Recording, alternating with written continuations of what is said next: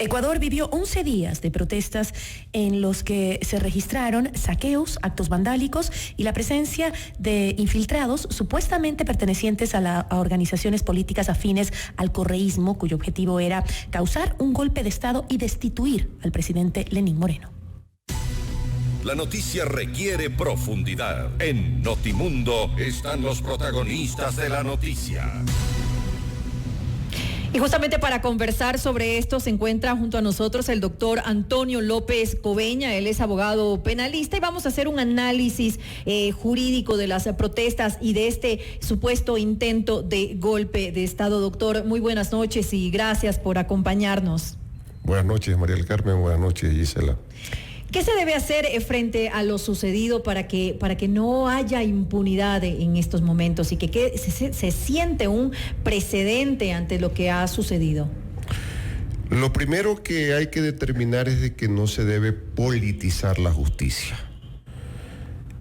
Ese debe ser el referente que debe marcar todas las actuaciones que los jueces y fiscales deben ejercer en el país. Es necesario de que la reconciliación no signifique impunidad, pero que tampoco el ejercicio de la justicia signifique retaliaciones con consignas políticas. ¿Y que esto puede darse? Eso primero para garantizar la seguridad jurídica en el Ecuador, independientemente de las ideologías que pueden haber marcado los actos bochornosos, vandálicos, criminales y totalmente repudiables, especialmente para quienes vivimos acá en Quito.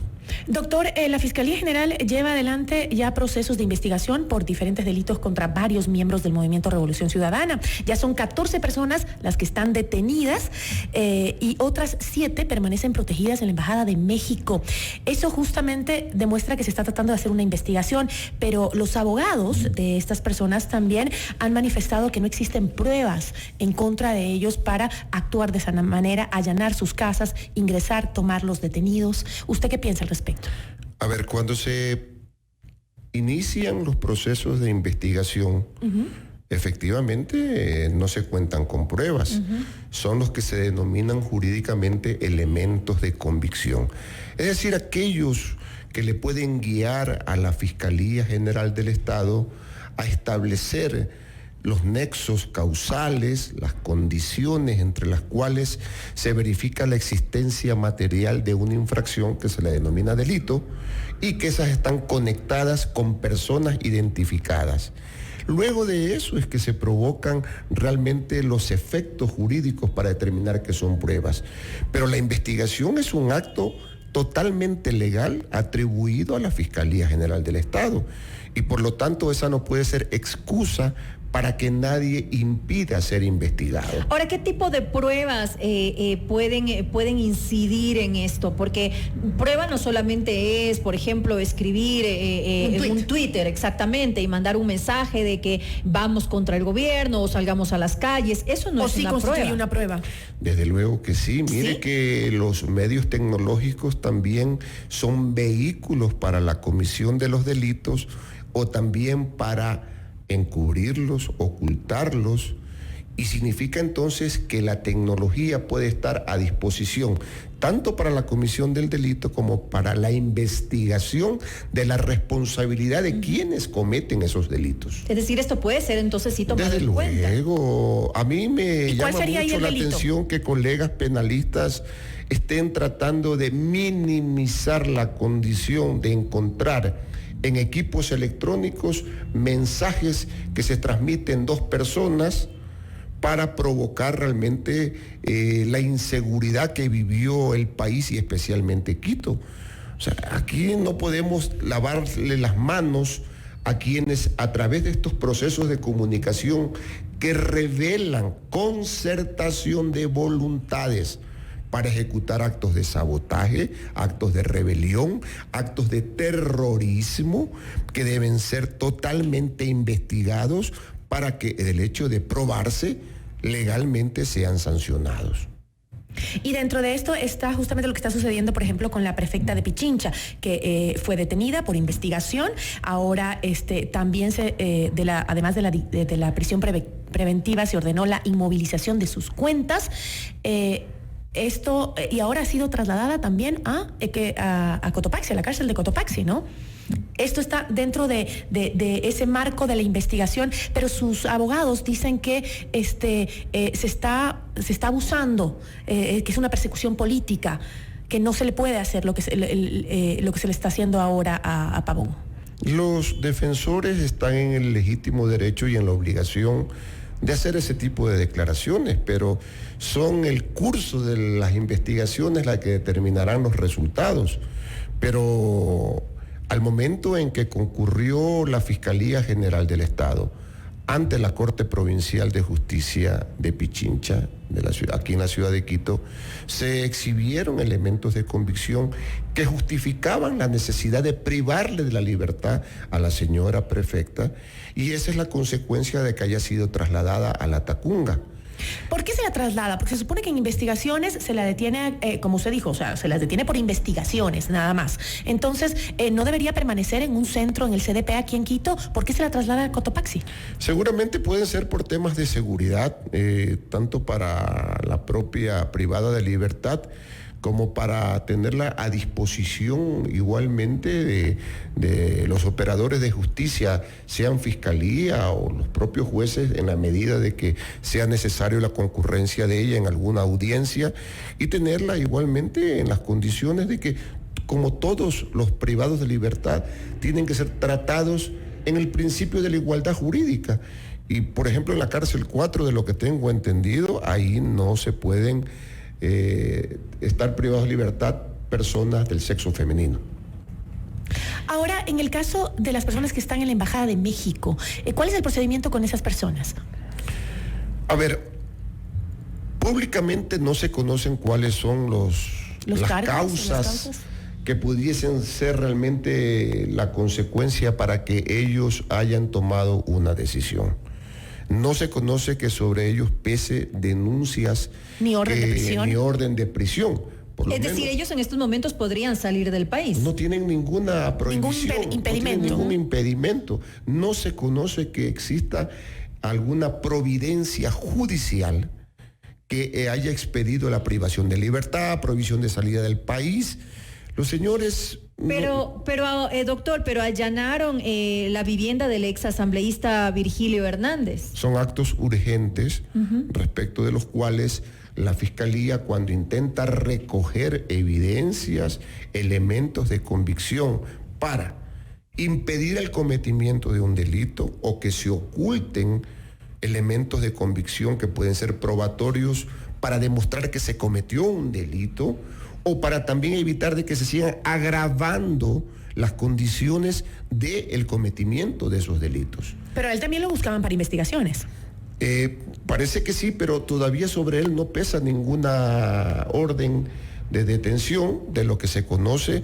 Tanto hemos revisado nosotros en el estudio jurídico el sistema de consulta de procesos y no hemos encontrado que se haya emitido una prisión preventiva contra en caso de que se emitiera en algún momento en base a los artefactos y a los documentos que han sido encontrados en su vivienda, en caso de que se ordenara justamente la prisión preventiva para el exasambleísta, ¿qué pasaría? Él en ese caso tendría que permanecer en la Embajada de México. ¿Cómo podría ser? ¿No podría de ninguna manera salir? ¿Necesitaría de alguna manera un salvoconducto para poder salir y dirigirse justamente hacia México? Bueno, de conformidad a lo que estatuye la propia Convención de Asilo, hay un procedimiento que se debe observar. Y eso lo conoce el país. Una persona que se crea realmente amenazada y que tenga un miedo totalmente fundado de que en razón de sus creencias religiosas, políticas, o por las condiciones de su nacionalidad, de su etnia o de sus preferencias sexuales, pudiese estar realmente en peligro su libertad o su vida, pudiese acogerse a la solicitud a un país amigo que tenga su propia embajada acá, pedir el asilo.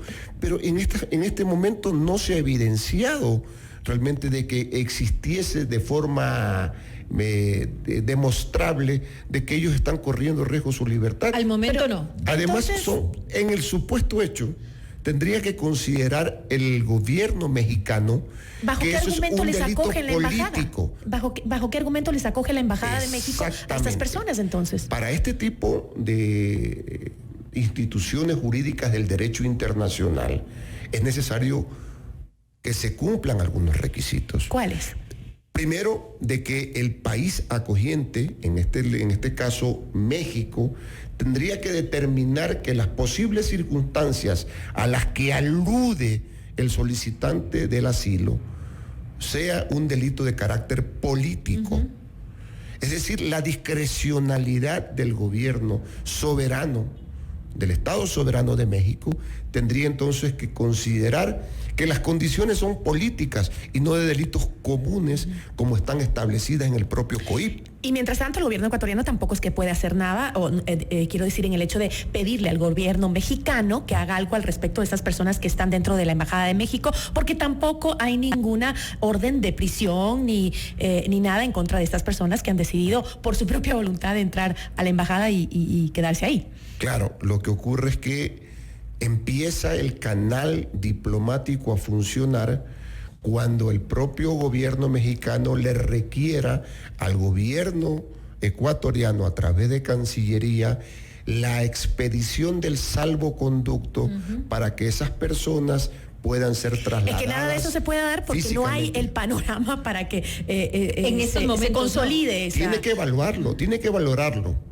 Alguna vez creo que con usted conversamos, María del Carmen, sobre el tema del asilo que se dio en Bolivia a 2 exfuncionarios correístas y lo discutimos también. Entonces, es el propio Estado que da el asilo que tiene que considerar que supuestamente las condiciones por las cuales pide el asilo el ecuatoriano son de carácter político.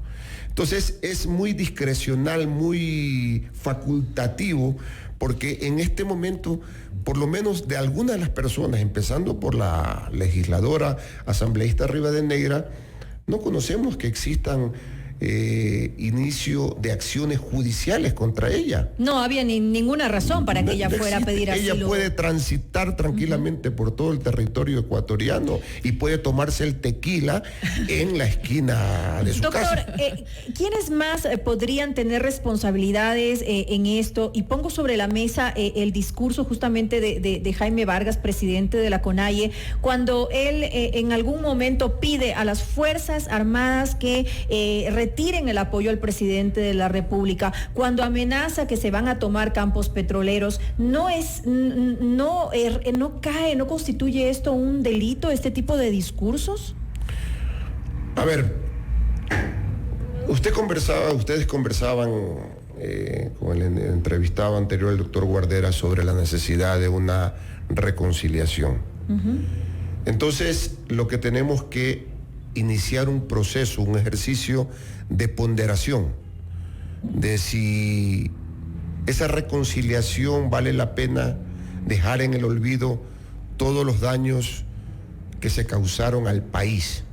Hay daños inmateriales que pesan en la propia conciencia, en la psiquis de los ecuatorianos que nos vimos amenazados, especialmente aquí en Quito, donde desde la teoría del rumor se pasó a la práctica del terror y donde fuimos amenazados todos los ciudadanos que habitamos en esta ciudad y donde pudimos testificar los destrozos, el vandalismo, el sabotaje, los atentados a los medios de comunicación, los periodistas que fueron agredidos, como Freddy Paredes, compañero de ustedes también en esta estación de radio. Pero doctor, la justicia no debe hacer diferencias, porque en este caso, en donde también se está haciendo un llamado a un ataque, a la rebelión, como la hizo el líder Jaime Vargas del movimiento indígena, a sus bases directamente. Ahí tenemos que buscar la reconciliación, sin embargo, en los otros detenidos no buscamos la reconciliación porque pusieron un tuit o no.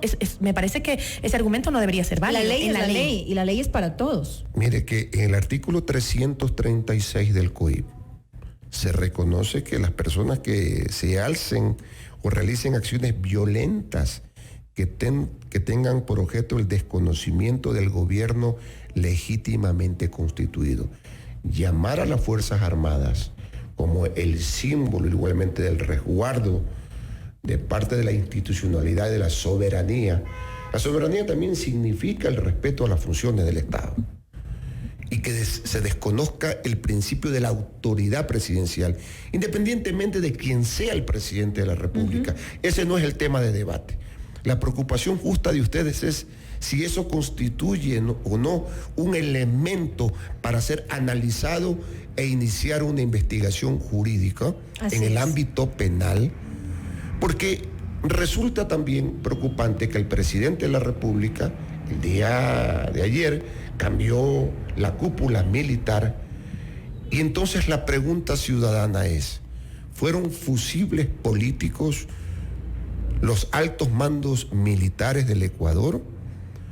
¿O se detectó realmente una deficiencia en los niveles de inteligencia? O tal vez hay algo que no conocemos y que solamente a estos niveles superiores se conoce. Ahí están las preguntas. Entonces, deficiencia en los niveles de inteligencia para detectar realmente la presencia de grupos terroristas que estaban recibiendo entrenamiento paramilitar y que debieron haber sido detectados por las propias Fuerzas Armadas, que igualmente no hubieron las conexiones especiales de los servicios de inteligencia que realiza la policía, el ejército, la marina y la FAE en cada una de sus divisiones para alertar al presidente de la República, o también significa que el relevo de esos altos mandos militares es para apaciguar el pedido de la CONAIE en cuanto al relevo de la ministra del Interior y del ministro de Defensa. A ver, pero no nos ha contestado la pregunta de que si constituye o no un delito lo que hizo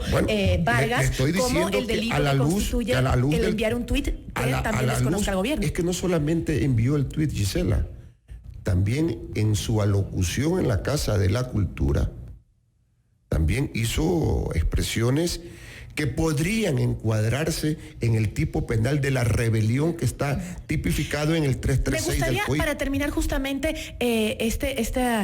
conocer, la Fiscalía formuló cargos justamente por rebelión a los que están detenidos. ¿Qué significa el cargo de rebelión?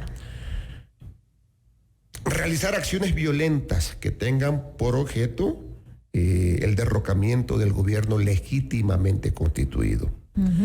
Y eso es lo que usted puede ver inclusive ahora que se han hecho públicos los chats, donde se incita a derrocar al gobierno, y tome también nota de las declaraciones expresas que ha realizado la ex legisladora Lourdes Tibán, donde ella denuncia al país a través de una entrevista de que igualmente parte del boicot al diálogo que esperaba la población nacional era porque el último objetivo era derrocar al gobierno nacional. Había un grupo que no quería solo que se elimine el decreto, sino que también se vayan hasta derrocar al presidente. Entonces, a la luz de esas declaraciones, de lo que escuchamos de los propios dirigentes indígenas, de los hechos que se evidenciaron y se materializaron en todo, en los destrozos. Mire, imagínese usted solamente el haber provocado que muchos pacientes que iban en ambulancias no puedan llegar. El cuerpo de bomberos que no podía socorrer a un medio de comunicación televisivo. Así es, terrible la agresión. Eso son graves delitos. Eso es sabotaje. En todo caso, bueno, esperamos que la justicia sea para todos, exacto, ¿no? Que la justicia sea como tiene que ser. La ley es la ley y tiene que ser respetada por absolutamente todos y que no haya impunidad después de todo lo que hemos tenido que vivir los ecuatorianos. Y hay que aplicarla con fuerza. Así es. Fuerza para la seguridad jurídica del país. Le queremos agradecer al doctor Antonio López Coveña, abogado penalista, con quien hablamos un poco de las responsabilidades, hicimos un análisis jurídico de las protestas y de este supuesto intento golpe de Estado. Gracias por habernos acompañado. Gracias a ustedes.